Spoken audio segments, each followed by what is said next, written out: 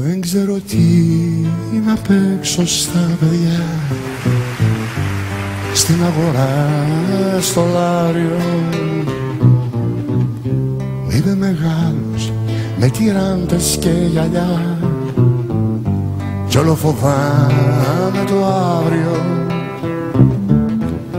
Πώς να κρυφτείς απ' τα παιδιά,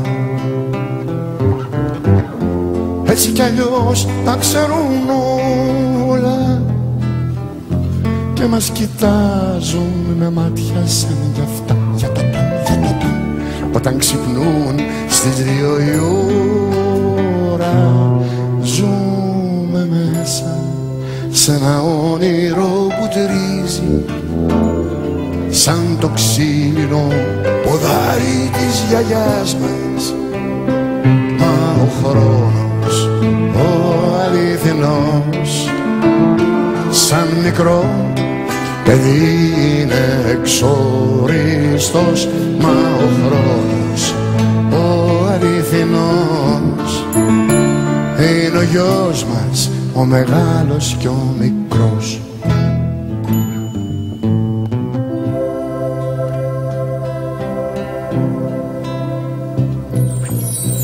Δεν ξέρω τι να παίξω στα παιδιά, ούτε και στους μεγάλους. Πάει καιρός που έχω μάθει ξαφνικά πως είμαι ασκήμο παπαγάλος. Πώς θα τα κρύψεις όλα αυτά, έτσι κι αλλιώς τα ξέρουν όλοι και σε κοιτάζουν με ματιά σαν γι' αυτό.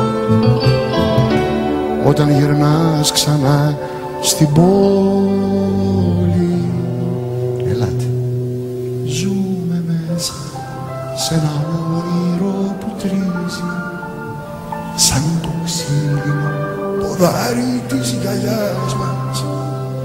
Μα ο χρόνος, ο αληθινός, σαν μικρό παιδί είναι εξοριστός. Μα ο χρόνος, ο αληθινός, είναι ο γιος μας,